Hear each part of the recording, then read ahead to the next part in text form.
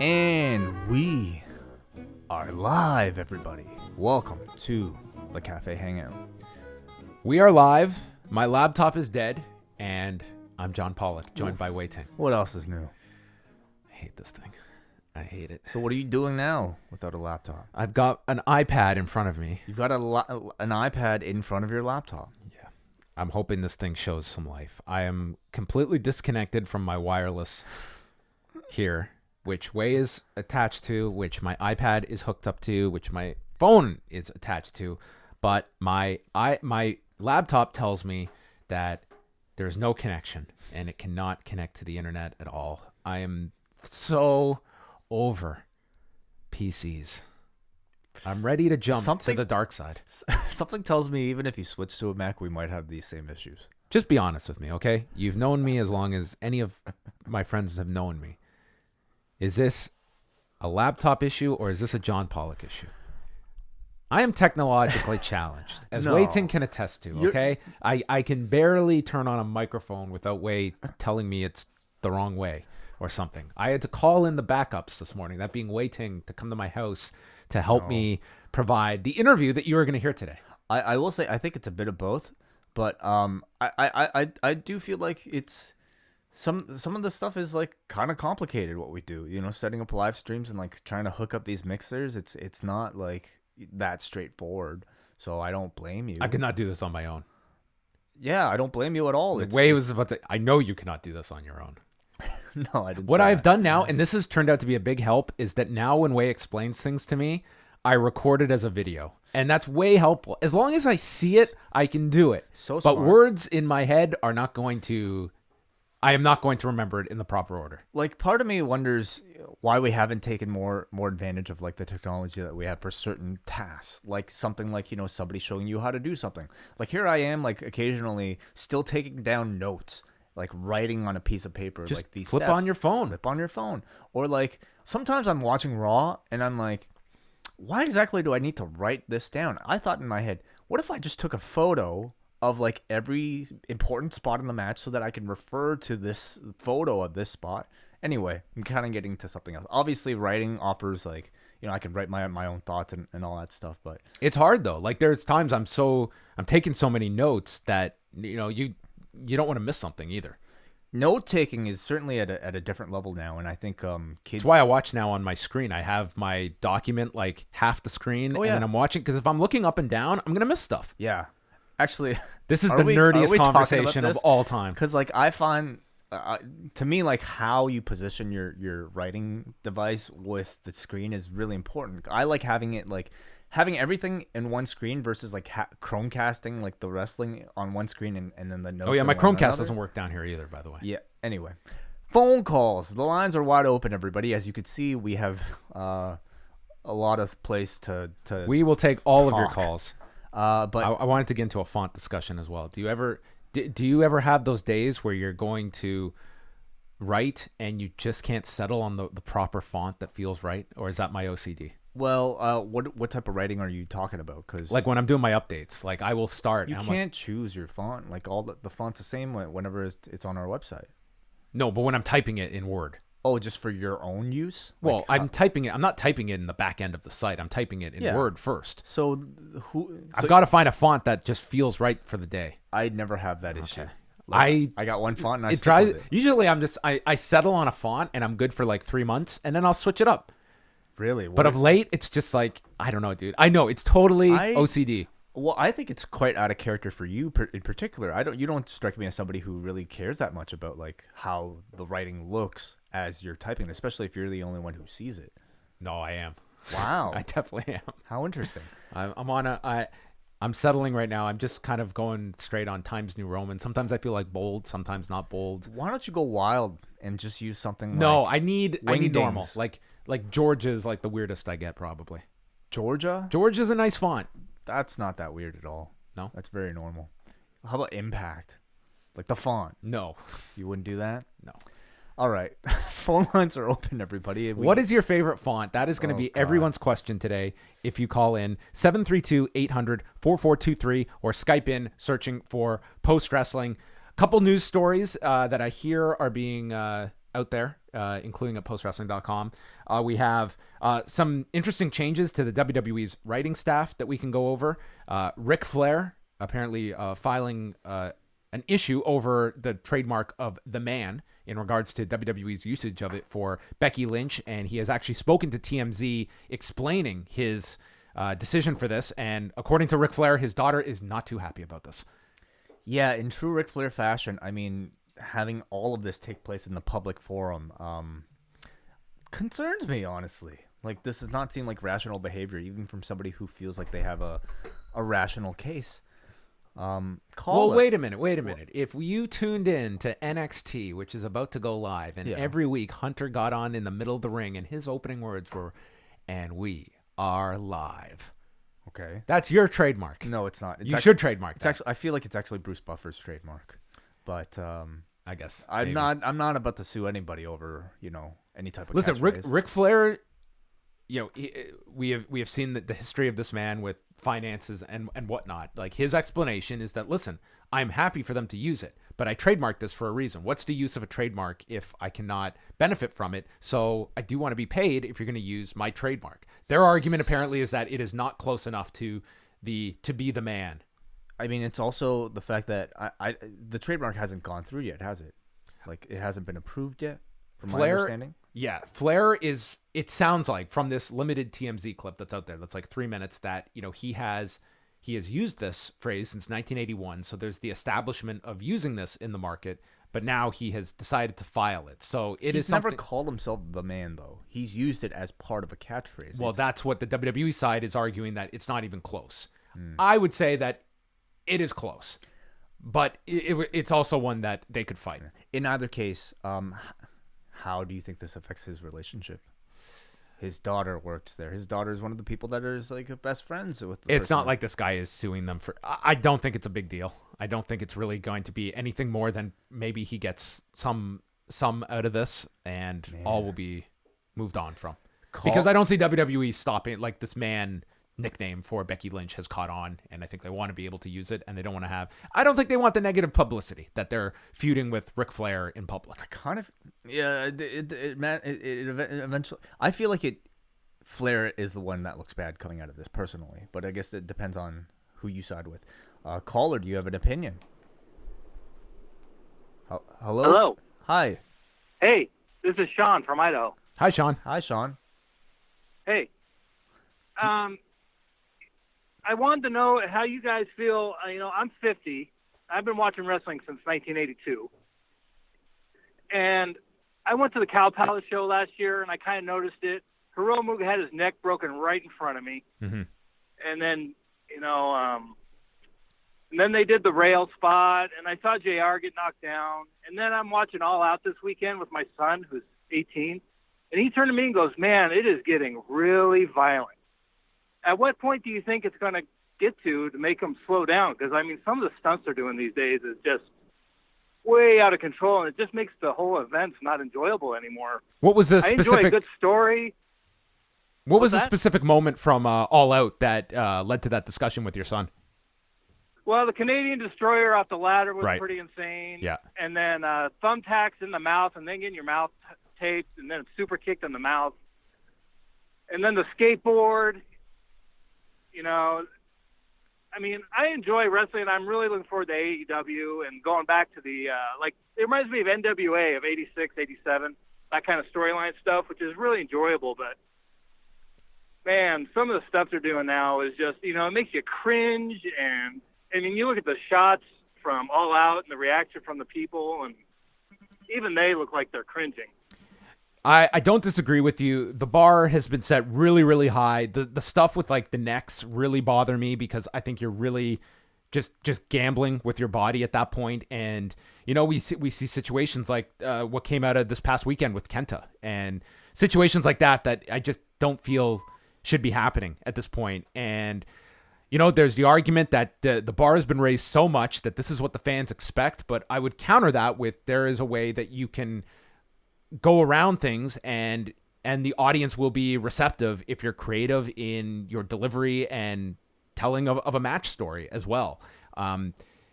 for the hardcore match this past weekend, it's like, I'm not the biggest fan of those styles of matches, but I can also see why they get over. And that one did on Saturday. So I don't have like a clear-cut answer for you because I don't see it going away, but the bar is raised really high, and we're seeing now that it's kind of in vogue, the brutal suplexes onto guys' necks and trying to kind of eliminate the line between real versus choreographed as much as possible. That we can't make you believe that what we're doing is real, but the bumps we are taking, we are going to make you absolutely believe that the pain is real, because in a lot of cases they are. Yeah. I think, Sean, like a lot of like if your reaction is shared by a lot of people, and I think if somebody like AEW hears about that, that's when they will pull back, like we saw with the Cody chair shot. That rubbed a lot of people the wrong way and received a terrible, gave them really bad publicity, I would say. And Tony Khan immediately said afterwards that they wouldn't be trying something like that again.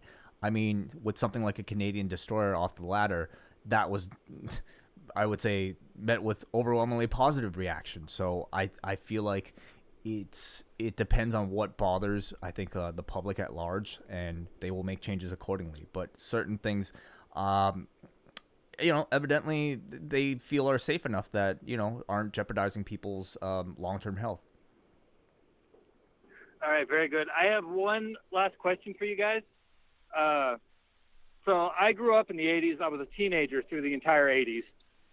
And so Glow is very, very good and very realistic to what happened.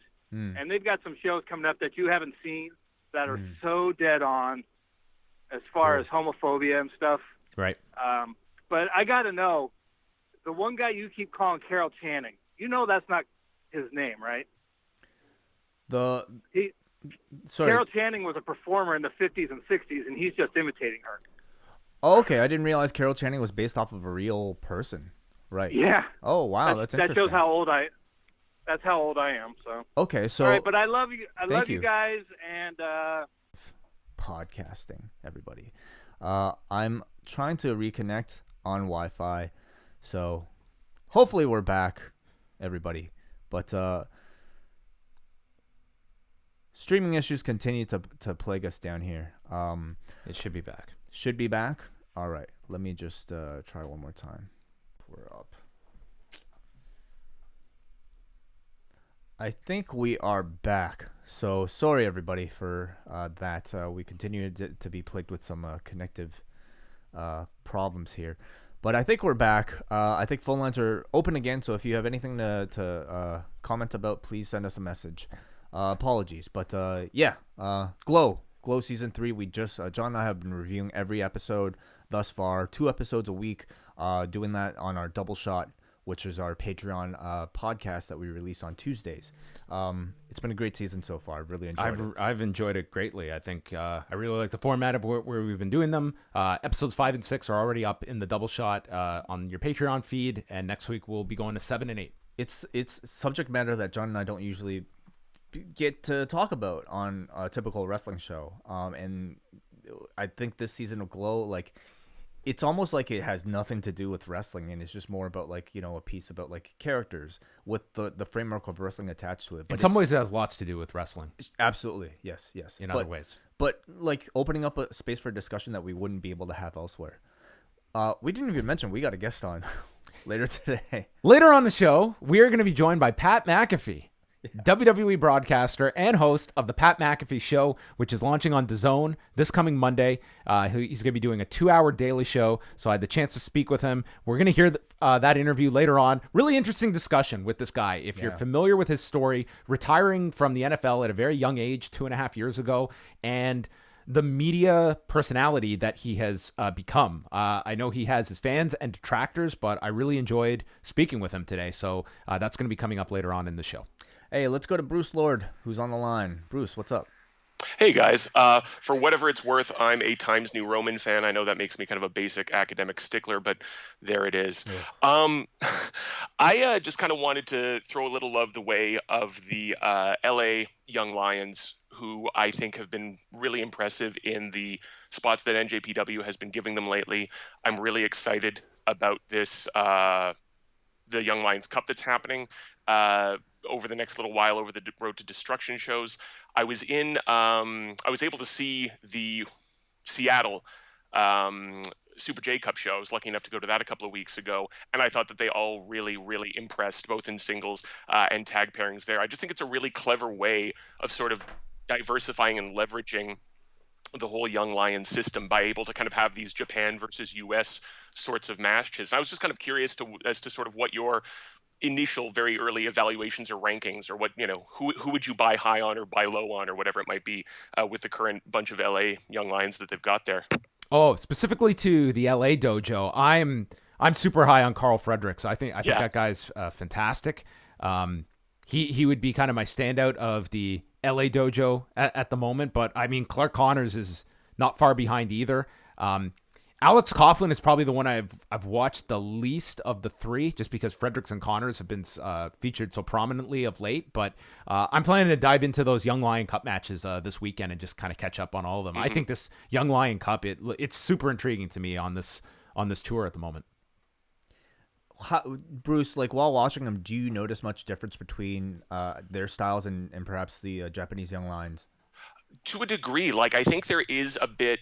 You sort of saw it on the, I believe it was the opening match on the last night of the G1. You can sometimes get this really cocky American, kind of traditionally American macho swagger that comes across if they are working a little bit heel. And I don't know, like maybe there are subtleties to the Japanese Young Lions' performances that are maybe just kind of, culturally I'm not necessarily picking up on. But I do think they just have a little tinge of kind of the more North American style pro wrestling bravado that they sort of work in there that I think makes for some interesting contrast, definitely. And yeah, like yourself, John, I was very, very impressed with Fredericks. When I've seen him live, he just has, he has the X factor and everything, and he's just very imposing in ring. So yeah. Anyway, guys, I think that's about it for me. Also, like other folks, really looking forward to what you have to say about the rest of Glow, because it is, as the previous caller was saying, an excellent, excellent season. Thanks a lot, Bruce. Always appreciate the call. Thank you. Take care, guys. Thanks, Bruce. Those the Super J Cup shows, by the way, Kevin Kelly noted that he's been voicing them this week. I don't know with who, but I would imagine they're going to be up on New Japan World fairly soon. Okay. So I know there's a lot of intrigue, especially for Will Ospreay and Amazing Red, but those will be shows to watch. And we'll be curious, like going back to what we talked about, what is going to be the urgency of people to check on these shows when, it's look at what's happened since the Super J Cup. Like after a weekend like last week, it's so quick that you really have 24 to 48 hours that you're in the wrestling fans' consciousness before it's moving on to the next big sets of shows. But I do feel there'll be a lot of interest once those shows finally go up. I think it's recent enough still that for a match that's been as anticipated as that one. I think it'll still get a good amount of buzz. I don't know how many people will be watching every single match in the tournament, but no, probably a lot of cherry picking. Yeah. Let's talk a little bit about these creative changes. It was reported Wednesday night by Dave Meltzer that a bunch of changes have been made, largely stemming from Ryan Ward, who we've been told is taking a personal leave at the moment, and he had been serving as the lead writer on SmackDown. So the changes now will see Ed Koski, who has been there in the writing staff since 2001. He has grown into a VP role of creative writing. He will be moving over to SmackDown. He'll be working with Eric Bischoff. And then on Raw, Jonathan Bakestrom, who earlier this year, he had been the lead writer on 205 Live, and it was sometime earlier this year, I believe, he had been moved away from that. He will be working under Paul Heyman on Raw. So those are kind of the big changes that they've announced. So essentially just flipping things over, along with the caveat that the writing staffs are going to be separate once they see the move to Fox. And of course, we have the draft that will be tentatively set for October 11th and 14th on week 2 on Fox, and the following week's Raw. Mm-hmm. Yeah, I think it remains to be seen exactly how separate the rosters will be. I feel like they had great intentions of keeping them as separate as they are, but I'm sure they had that same feeling when they initially did this brand split that we're seeing right now. Yeah, I'm sure that they can be going in with all the intent that we are going to have dedicated rosters and completely separate, but come week 6 and, SmackDown needs a shot in the arm, everything is always subject to a moment's notice. So, yeah, that's kind of what's going on there in WWE. Let's go back to the phone lines. Neil, you're on the air. What's up? Hey guys, are you well? Hey. Neil, Nice. great to hear Yes, 'tis me from Ireland. And I agree with my Irish, well, he shares an Irish name, Sean, about the violence, and it's not being prissy or anything like that. It's just I kind of feel it's not particularly necessary. For me, I have a bit of a personal issue with it, in a touch of hemophobia, I think it's called, which is just a real queasiness about blood. So funnily enough, the jumping onto Cracker Barrels and even boards with thumbtacks and boards with barbed wire on them don't bother me nearly as much as blade jobs. I can't stand them, and I just thinking about the Runnels brothers match and the state that Dustin was in by the end of that. There was blood in that match. Yes, I could barely watch it. There was so much blood. But that's just one point. Just a few small points. I was a Times New Roman guy for a long time. Oh, thank you. But I was what forced switched? to change. Well, I had to switch for my job. Are you familiar with the term Hansard, meaning the sort of record of parliamentary debates? I know that Canada has House of Commons and has quite a British mirror system. Hansard is, I believe, what it's called in Canada as well. It's basically just reads like a script. It's just the almost word by word record of the debates committee meetings that happen in Parliament. Gotcha. And that's what I do. You capture, I copy edit. Oh. What comes out, and we used to produce in Times New Roman, but we're forced to switch to Arial because it's sans serif and it's easier to read for people with. Apparently, it's easier to read for people with some visual issues. So they are. That is incredible insight. I want to know what the record of font is for Neil's occupation. So that's very good to know. Yeah. Absolutely, Arial, and we've toyed with Calibri as well. So there you go. Oh, dangerous. Hey, let me ask, why is it that Arial has all of a sudden taken over Helvetica? Why does nobody talk about Helvetica anymore? Isn't True, Helvetica yeah. the one that started? Isn't Arial just not a rip-off of Helvetica? It is, yes, and I don't know the answer to that question. Helvetica was really all the rage, and an awful lot of There's a movie made after Helvetica. Yeah, I think it was a documentary. It's called Helvetica, yes. Sure, yeah, and an awful lot of branding was basically some variation of Helvetica, slightly bolded or slightly, this and that, so yeah. Now be honest, Neil, be honest, because obviously font comes... This isn't my iPhone. Font is a very critical part of your occupation. Can all three of us agree as one entity right now that if you use Comic Sans, there's no respect in the world that's reserved for you? Oh, the British Parliament doesn't use Comic Sans? It's automatically minus 1,000,000 points to anyone who just get out of the art of writing at that point. Like you might as well just be putting together ransom notes. Yeah. Oh no, I can't read it. No. Yes, you're quite right. You'd be better off chopping up headlines and pasting them onto a piece of paper, I think. Well, Neil, I always enjoy our conversations. I found this deeply endearing. Let me ask on a serious note. Sure. What do you think the appetite is? Because there was a time when blood was a huge part of professional wrestling, and I think that's certainly gone through. That's certainly been challenged over the last decade, and I think documentaries like Nigel McGuinness's have really kind of put to the forefront. This is a very archaic practice that is still utilized in pro wrestling. Do you feel that the audience as a whole still appreciates and applauds the use of blood, or do you think that it's a growing number that are as much turned off by it as the ones that enjoy that aspect of what they perceive pro wrestling to be from a bygone era? It's a very interesting question. I mean, I've heard so many, and I don't know the answer, John, is the short answer to that, because I've heard, I remember hearing a podcast, and it was a kind of let's go over the match between Bret Hart and Steve Austin. I can't quite. I think it was Steve Austin's podcast. I suppose it must have been, and it was Bret and Steve, and they were going through the whole anatomy of the match and how it worked. and they're both those guys are kind of old school, and they talk about color and how it would add to the match. Vince didn't want it, but they did it anyway, and all this kind of thing. And I can understand that old school mentality, but for me, I don't want to see it. But again, that's an atypical response probably, because I just don't like the sight of blood, particularly too much of it. It's a bit stomach churning to me. It's the equivalent of seeing a broken leg or someone's hand sticking the wrong way after falling on a soccer pitch badly. To my eyes, lots of people don't feel that way. I know, I get that. They think it adds to a match, it adds to the drama, it's part of it. Are you a horror movie fan, Neil? No, I'm not. Yeah, but I think like.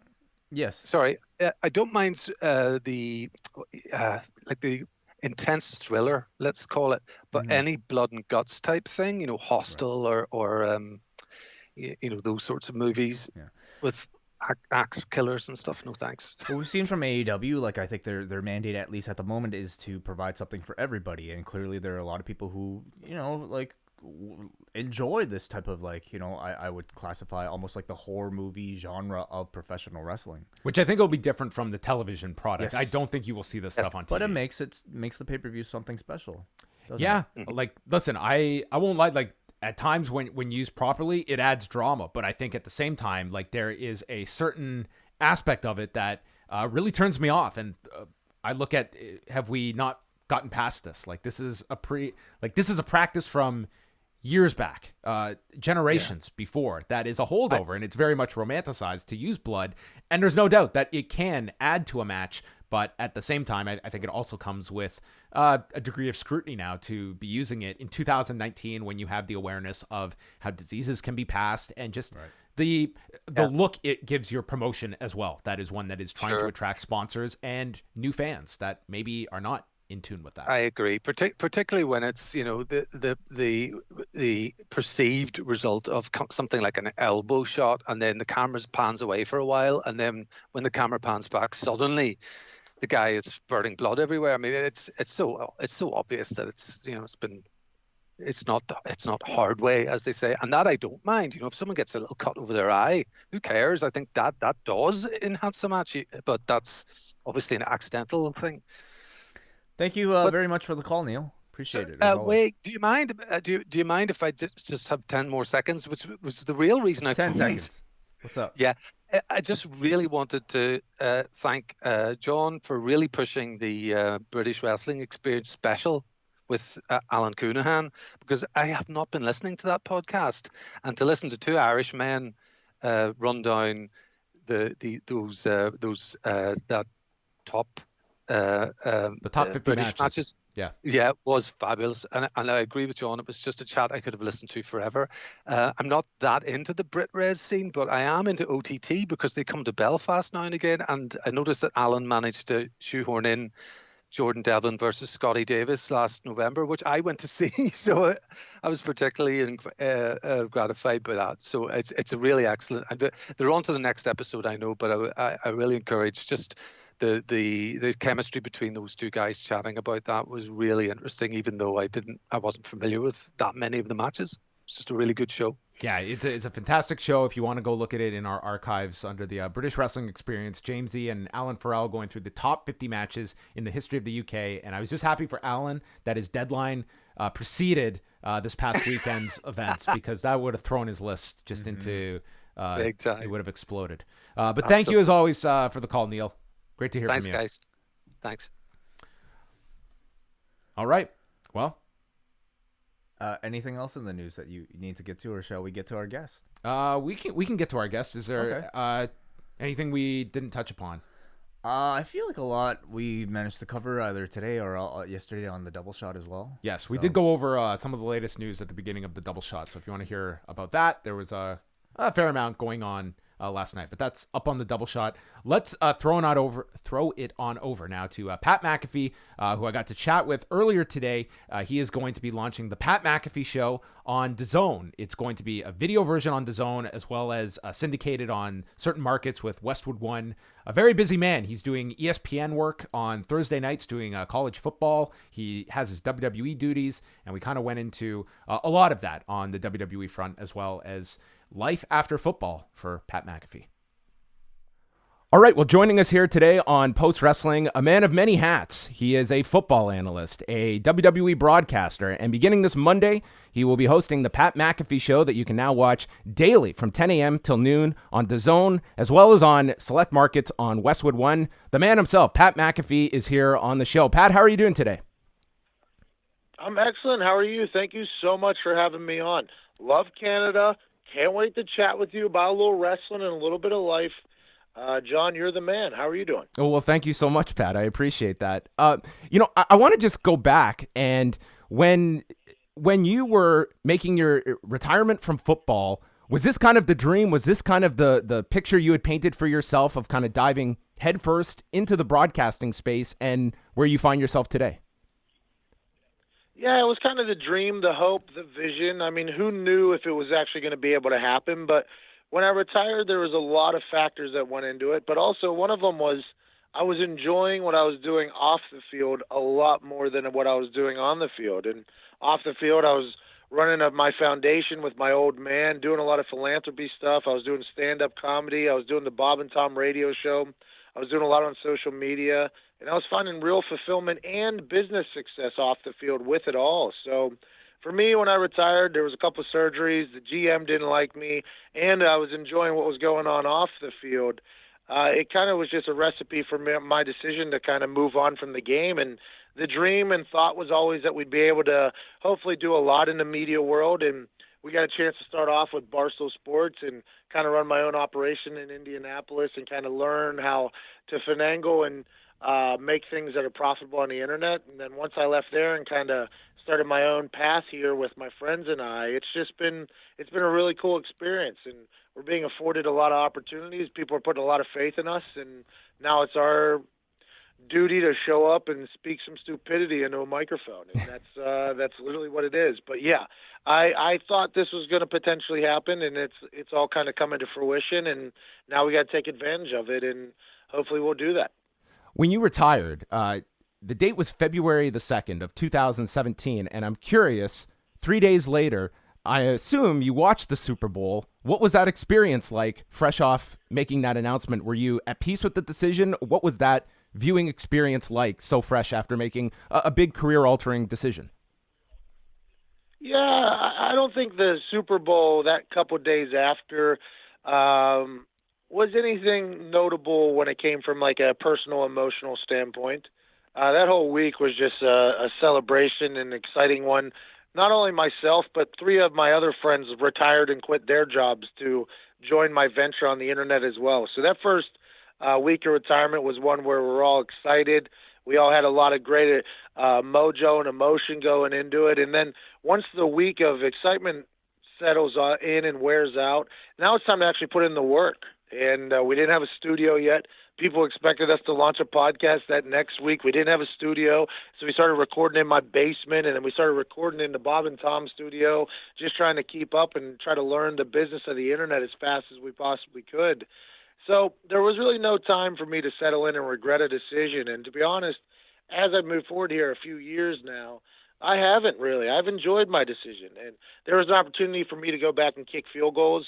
I punted in the NFL. There was an opportunity for me to go back and kick field goals for the Bears if I wanted to go compete for the job. Their kicking coach was my kicking coach years ago. He was just hired and said, hey, if you get the itch to kick field goals, which I hadn't had a chance to do in the NFL, you can definitely come and do that. So I scratched that itch a little bit. My knee blew up, and I recalled quickly the injuries and everything that happened like that. So there hasn't been really a time that I missed it.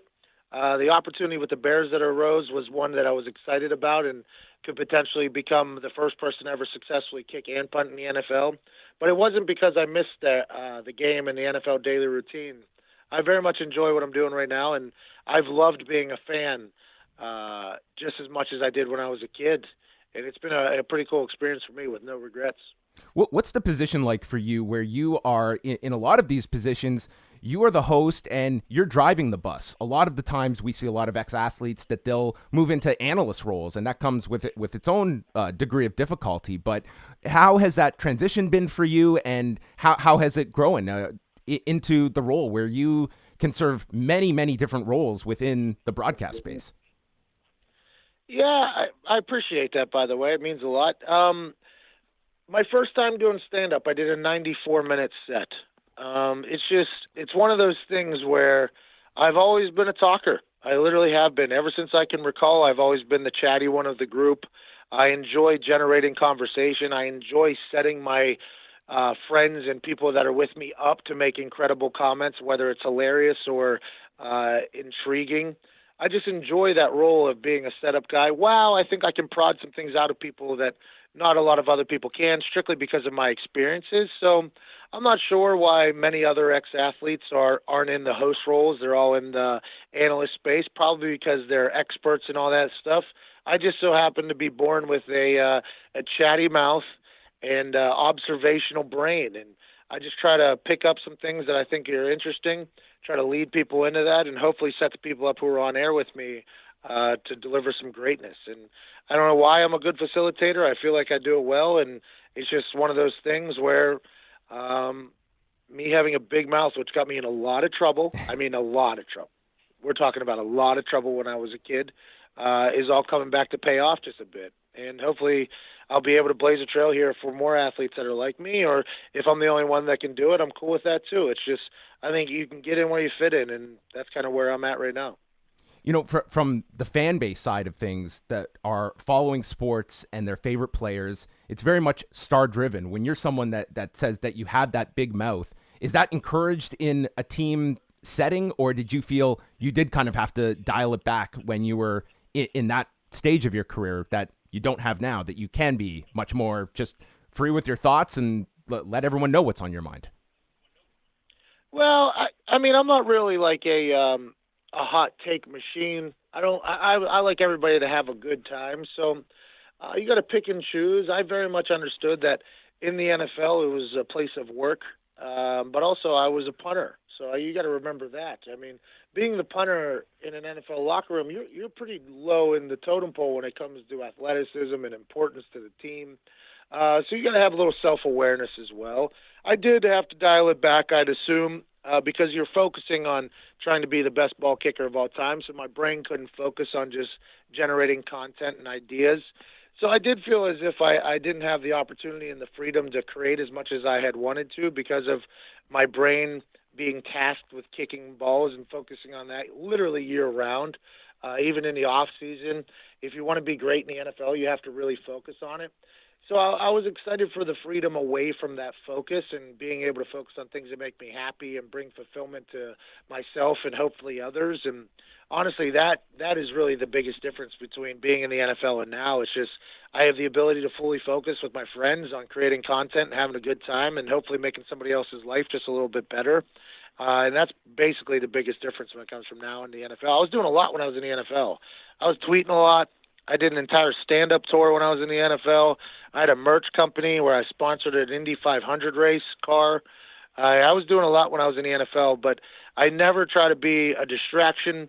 I never try to bring anybody else down. I'm just trying to lift people up all the time. As we shift on over, because a lot of our listeners are most familiar with through your work with WWE, given the fact you're doing this daily show, you have so many irons in the fire at the moment. Where does WWE fit in as you're going to be going into this next chapter as well? Are you going to still be doing the watch-alongs? What's the extent of the WWE involvement right now? So my business with the WWE is an interesting one. They were the first people to ever let me on a network, basically. Michael Cole was the first person from a network, the WWE network, to reach out to me and say, hey, we want you on our airwaves. We don't know how it's going to work. We'll figure it out, but let's do that. And over the course of the next couple of months there, he and I and Brian Pelagato, who's their digital guy, incredibly talented internet gentleman, digital media man, we kind of sat down and tried to map out a real contract that makes sense for both of us. And I wanted to continue to run my own business. I had 11 employees. I have 12 employees now, so I got a lot of people that depend upon me. But having the opportunity to work within the WWE universe is obviously every child's dream, including mine. I spent Monday nights with the boys back in the day during the war, and it's just, it was an opportunity I had to take, and we will still do the pre-shows, which is what I'm contracted to do, the NXT pre-shows with Michael Cole, which I love doing because those takeovers are just absolutely electric. I don't get to watch NXT every single week on Wednesday, which it has been for the last couple of years. I watch them the week leading up to the takeover, and I feel like my life is just tenfold better after watching the incredible athleticism of the NXT athletes.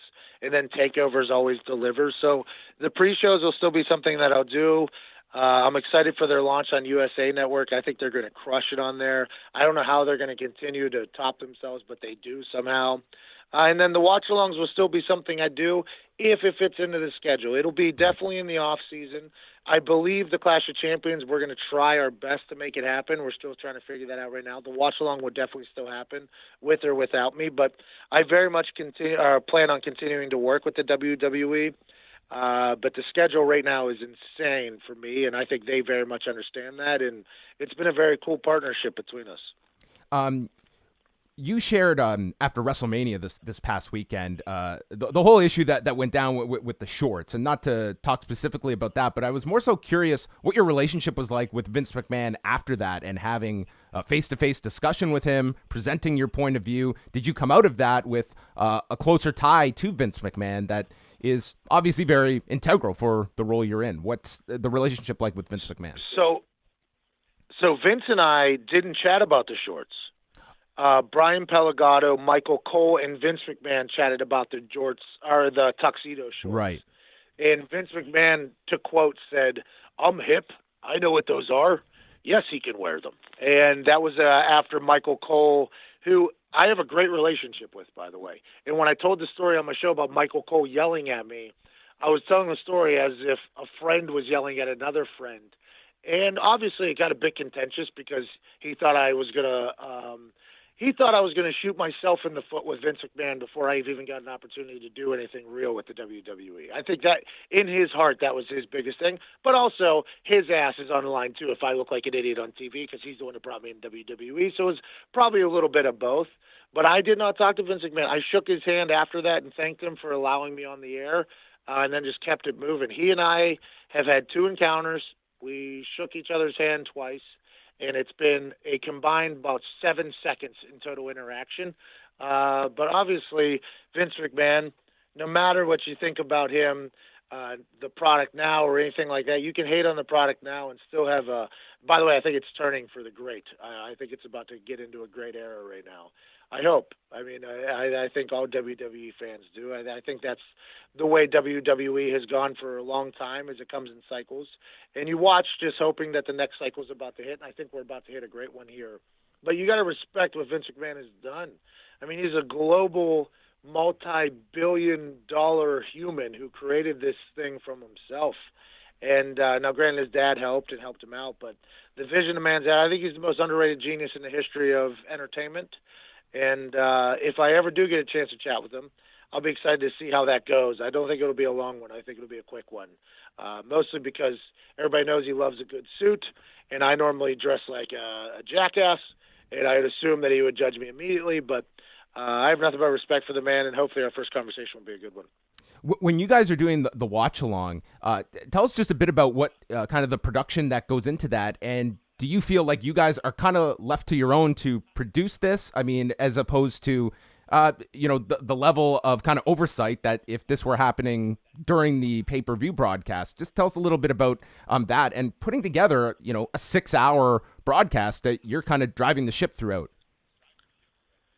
Yeah, so the watch-along is produced by the WWE Digital Squad. They got a lot of incredibly talented people there, and the technology is incredible, but there isn't really much.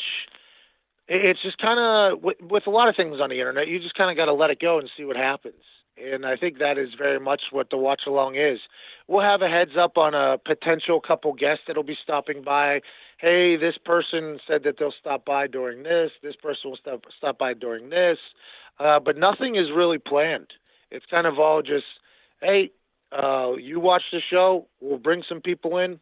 You ask them questions. If they want to start a conversation, which normally happens, let them do it. Just kind of eat some food, have a good time, and let's see if we can make some magic. And I think it's kind of turned into like a 4.5-hour podcast. It feels like that. It feels like it's a 4.5-hour podcast. There's some lulls in there where there isn't a lot of magic happening, but I think there's a couple 6-7 moments each show that are worth your viewing time, I think. As you being the host throughout this, and it's a very relaxed environment there, but can you sense almost immediately the guest, whether they want to be there or not, and what kind of you have to pull from them? Oh yeah, as soon as they sit down, I try to get a feel. I try to get a feel for them, and I can tell whether or not they want to participate, right? Because it is a show. I mean, there is people watching us. You can tell if somebody wants to participate early or if you feel like they've been forced in there, and I'm not sure if they have, but it feels like some people that have been there in the past, they almost, the way they act, it gives me a feeling, oh, they're being forced to be in here. But a lot of them are just such good people. And I think that's the thing I've learned about the WWE is the wrestlers are good humans, most of them, like incredible, like every human we've met. I say most because I haven't met every single one of them. But a lot of good people. They've been nothing but nice to us. They take care of us. And whenever that watch-along starts, usually these big-name stars walk in there, let their guard down, and have a good time with us. But it is very easy to tell early whether or not the person's going to be, like with it or not. It's like, if they're not, it's like, okay, this person's probably going to be in here for 15 minutes. Let's figure out a way to make use of this time. But sometimes it's tough. And then sometimes it's magic. And I've been very fortunate that a lot of people have come in there, have had a good time with me. Well, my final question, and it's just interesting given the fact of your placement in WWE, and it just seems so many different avenues that could be a great fit for you with the announcement of their podcast network, with the XFL coming up. But how full is Pat McAfee's plate at this point? Do you feel like you're kind of maxed out right now when it comes to the available hours in the day with all the different things you have going on, including the Daily Show that starts on Monday? Yeah, so my fall schedule is packed to the gills right now. I think we're trying to figure out, myself and my guys, we're trying to figure out, what exactly do we want to do for the next 20 years of our life? So we kind of have every opportunity and option right now with the Daily Show on DAZN, Monday through Friday, 10 to noon Eastern Standard Time. That's going to go off every single day. Can't wait for that. Excited for that. We're all pumped up. Just hopefully giving people a mental vacation for a couple hours with a couple good guests. Then I'm in New York on Monday for Get Up. I'll do my show from there, hop on a plane, fly back to Indianapolis, do my show from Indianapolis in our studio in our office, hop on a plane, fly to wherever the Thursday Night Football game is on ESPN that I'm doing. Wednesday, Thursday, I'm there, and then hop on a plane, fly back to Indianapolis with a couple possible NXT stop-ins there on Wednesday night. So, I mean, my fall schedule is insanity. There won't be a lot of sleeping, I don't think. I'm pretty pumped up to see how it all goes, but my future with the WWE is one that I definitely would like to grow because I think it's such a powerful platform. I think it's the greatest form of entertainment when it's done right. I think those avenues and the potential concepts that I could do in the WWE would be incredible. But I have no idea, honestly. This schedule is crazy, and we kind of I'm a checkers player, not a chess player. You know what I mean? I'm jumping over whatever's right in front of me right now. I'm not 3 plays ahead. I'm trying to get kinged immediately and then just move that thing back across the board the other way. It's just, that's how I play. That's how my entire life has been. We'll see how it goes. It's been a pain in the ass, I think, for a lot of these big-time corporate folks that all play chess. And I'm just like, I don't know. We'll do this tomorrow. Who knows? And they're like, all right, let's just roll with it. And that's how we do. Just bob and weave, see what comes up, see what hits us in the face, and see what we get good out of. Well, Pat, I want to say congratulations because there's a lot of athletes that We'll talk about life after whatever sport they play, and that can be a very, very difficult transition for many athletes. And what you've been able to do in 2.5 years, I think that many athletes can take note of what you've been able to do at such a young age. And we look forward to the Pat McAfee Show, Monday to Friday, 10 a.m. till noon Eastern on DAZN, as well as Westwood One. You can see him on ESPN, WWE. He's all over the place, and today he was on Post Wrestling. Pat, thank you so much for taking some time to chat with us today. Hey, thank you so much for having me. I'm lucky to be where I'm at, including talking to you. Cheers, man. Thank you. Thanks very much, Pat. All the best. And that was Pat McAfee speaking with John Pollock here on the Café Hangout. I found he was a really interesting guy to speak with, and what he's been able to do after his retirement from football, and someone that clearly had a mind for getting into the broadcasting and media space. And, you know, for someone that has, I think, made that transition very well. If you're only familiar with his WWE work, I mean, he is all over the place, as he mentioned, with this daily show, doing college football work on ESPN on Thursday nights. I mean, he is someone that seems to be in very high demand and has been able to create an enormous following for himself post career. Yeah, I can certainly understand. Why all these like major organizations want to attach their product to him. He seems to be, at least, like, you know, listening to this interview and hearing him on his podcast talk about the whole Michael Cole situation, seems to be very much like a straight shooter type of guy. So I can definitely see the appeal. Now, had this interview happened a few hours later, I would have asked him about constructing a studio in your basement if he ever ran into any wireless internet issues. And maybe he could have provided me with some help. Oh, we appreciate everybody's patience with that. It won't be a Café Hangout without some technical glitch. It's the charm of this show. Part of the charm. We go to one last question from the chat room before we sign off on this show. And Eric Marcotte, a good friend of the show, asks, thoughts on Kareem Zidane's article on UFC 242. Do you have any personal reservations watching this upcoming card? I thought Phil's Chertok's take on the situation on our website was interesting as well. Yeah, so today in our 5-question section, I asked Phil about this. I'm the one behind the questions I'm revealing right now. And he looks at it from the point of view that he realizes that, you know, there's many things in our everyday lives that, whether it's using, you know, overnight shipping from Amazon and kind of the questions about certain ethics to come with any decision. And he looks at this event as something that here is Abu Dhabi, a place that forever has held the ADCCs and has a rich history in martial arts, that he looks at it as a positive, this show. And I'm going to admittedly say, like, I'm not as familiar with, you know, with the United Arab Emirates as kind of the research we've done into like Saudi Arabia that's been necessitated from our coverage as well. But what I think I would point everyone to Kareem Zidane's article, that we don't have to go line by line in this, but Kareem's had a couple articles this past week. Yeah, and actually on the topic. Yeah, and this one that came out on Thursday, it's looking at Middle Eastern countries and, you know, governments that are bringing major combat sports over here that have been able to attract big boxing fights, mixed martial arts, and professional wrestling as well, and why they are doing this, and the usage of sport that, you know, you as the consumer also have to look at the politics of the region. And for some, it's completely separate, and you're not going to think about that at all. For others, they're going to ask, like, why is this happening? What is the value of a UFC going over there to Dubai, for instance? So to Abu Dhabi. And I think that these are all worthwhile conversations to have. I don't think that like there's it's like an easy answer that you can come to of. I think many people will be able to separate politics from this. I think that there's a lot of WWE fans that will simply tune in and they want to watch a wrestling show, and they're not going to be concerned with other issues at large. Mm-hmm.